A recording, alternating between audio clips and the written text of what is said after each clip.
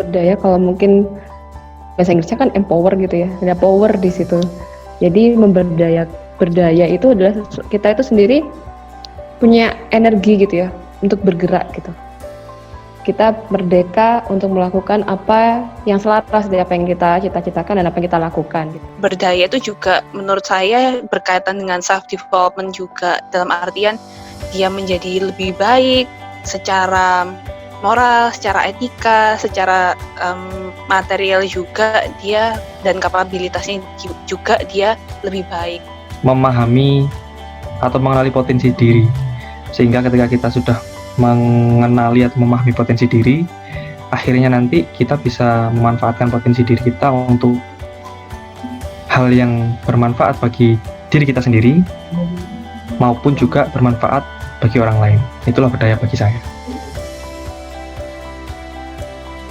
Kayak edukasi diri sendiri itu paling sulit sebenarnya ya, karena mau nggak mau kita selalu bilang bahwa variabel orang lain itu adalah variabel yang sebenarnya di luar kontrol kita. Dan perubahan perilaku tuh bukanlah sehari dua hari gitu ya, mulai dari yang awal sekali menurut saya adalah mindset dulu, mindset untuk mau berubah atau tidak. Ketika mindsetnya sudah bagus, kita baru bisa melakukan kebiasaan-kebiasaan yang jadi rutinitas gitu ya, membentuk karakter. Seperti itu kan memang kalau karakter building.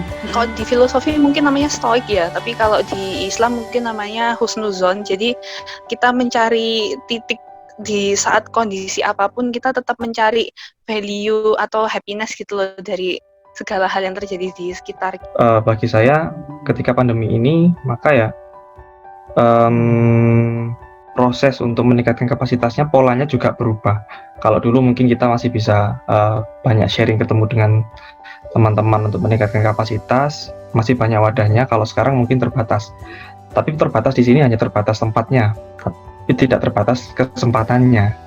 Karena meskipun dengan adanya pandemi ini kita masih bisa untuk meningkatkan kapasitas karena wadahnya banyak. Nah, contohnya kayak yang diselenggarakan oleh RPA juga, kita masih bisa sharing dengan orang-orang sehingga kita masih bisa meningkatkan kapasitas diri kita yang akhirnya nanti bisa untuk dijadikan bekal untuk memberdayakan masyarakat. Seperti itu sih. Pandemi jangka panjang kalau tidak dikelola dengan baik pasti akan chaos. Itu pernah terjadi gitu kan. Nah, prinsip ini memang akhirnya ketika saya belajar tuh, kalau bentuknya adalah program, bentuknya kita menginstal suatu program terus kita pergi, pasti akan hilang. Saya beda ceritanya ketika kita empower dalam bentuk gerakan gitu. Jadi kita memberikan energi tadi untuk orang lain. Jadi orang lain yang akan mengumpulkan energinya dari kelompok mereka sendiri, kemudian mereka membantu dengan kekhasan mereka dan mereka merasa belonging gitu, merasa memiliki program. Awal-awal memang harus belajar adaptasi. Tapi setelah akhirnya semester berikutnya, karena mungkin sudah pengalaman di semester sebelumnya ya, akhirnya jadi tahu, oh mahasiswa tipikalnya seperti ini. Jadi waktu itu akhirnya saya putuskan untuk rembukan dalam maksudnya perjanjian nih sama mahasiswa.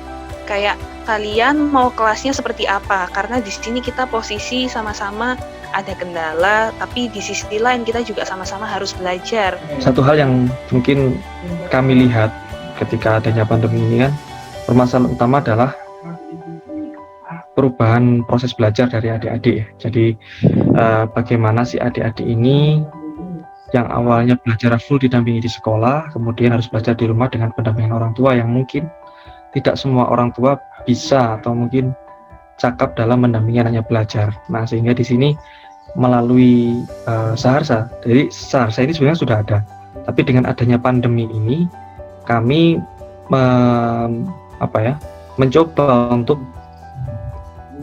mencoba melalui Saharsa melatih adik-adik ini agar mereka sadar akan kebutuhan belajarnya, sehingga ketika mereka harus belajar di rumah mereka tidak lalai.